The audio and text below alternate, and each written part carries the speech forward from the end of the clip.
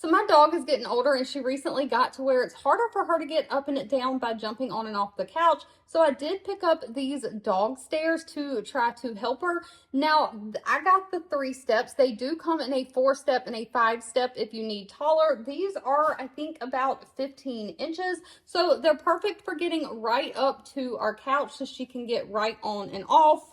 Now they did come vacuum sealed straight out of the box, and so it does say to kind of let them take 48 hours to fully fluff out. Mine fluffed out, as you can see, in just about 10 minutes. Now it does have a very soft velvet-like fabric, and it is also quite foamy. One thing about these dog steps is on the bottom, they do have little grippers. It reminds me of like gripper socks, so that if you've got hardwood floors and you don't have a rug under it like I do, this should stay in place and not move.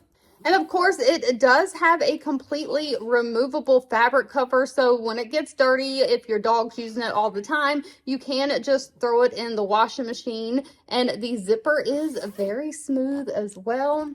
I'm so glad I picked these up to help my dog. Highly recommend.